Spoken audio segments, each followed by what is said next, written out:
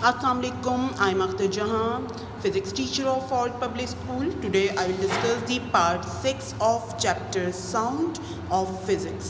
ठीक है बेटे, तो हम स्टार्ट करते हैं with the topic and the topic name is speed of sound waves. ठीक है ना.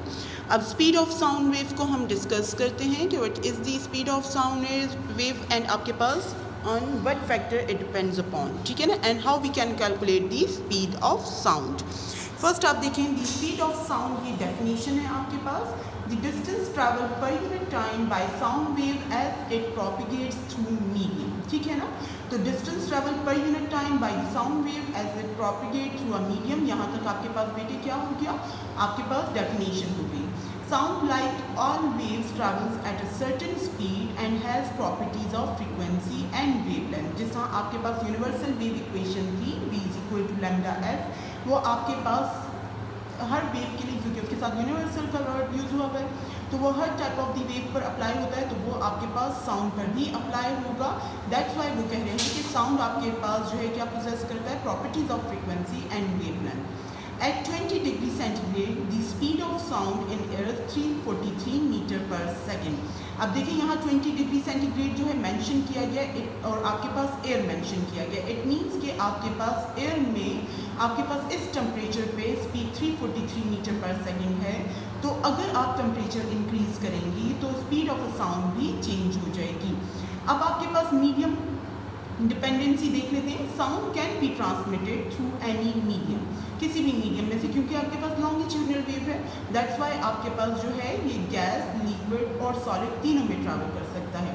The speed of sound depends on the material through which it is passing. तो पास तो हो सकता है, ट्रांसमिट तो हो सकता है, बट इसकी जो स्पीड होती है वो डिपेंड करेगी कि आपके पास मटेरियल की नेचर क्या है, क्या वो आपके पास गैस है, लिक्विड है और सॉलिड है.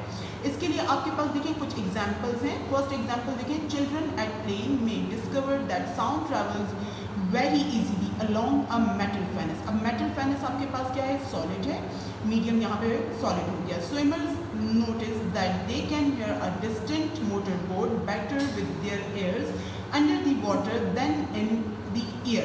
अब यहाँ पर आपके पास स्विमर्स कहाँ पर हैं, अंडर वाटर हैं, तो यहाँ पर आपके पास मीडियम ऑफ प्रोपिगेशन क्या हो गया, आपके पास जो है लिक्विड हो गया. सही है.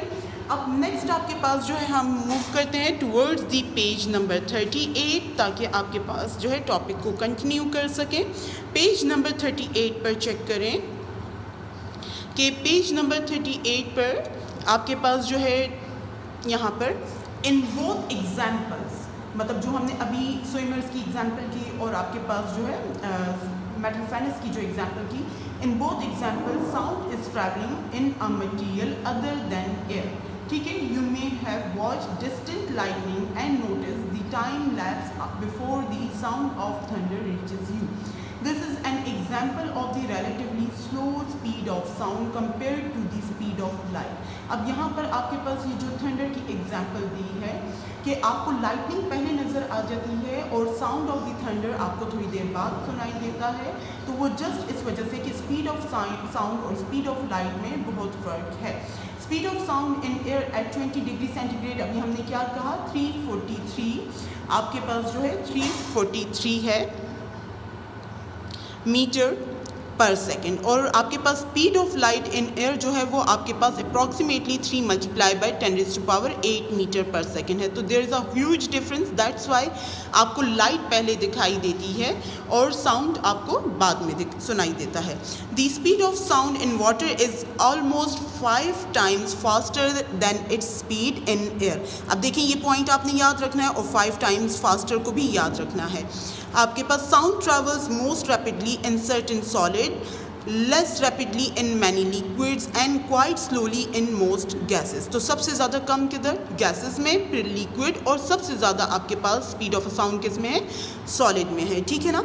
सम values are given in table 11.3. आपके पास टेबल 11.3 चेक करें.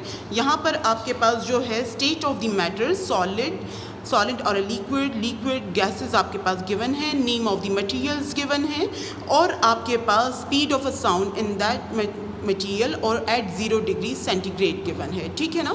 तो ये आपने टेबल जो है फुल प्रिपेयर करना होगा, क्योंकि ये आपके पास ऑब्जेक्टिव में भी आ सकता है और ये आपके पास न्यूमेरिकल में भी आ सकता है। ओके, नेक्स्ट आपके पास देखें mathematical equation for the speed of sound जो है वो जनरल इक्वेशन क्या है, the speed of sound v, मतलब स्पीड ऑफ साउंड को हम v से शो करते हैं, can be found by dividing distance s by time t, as speed is equal to distance divide by time और v is equal to s by t।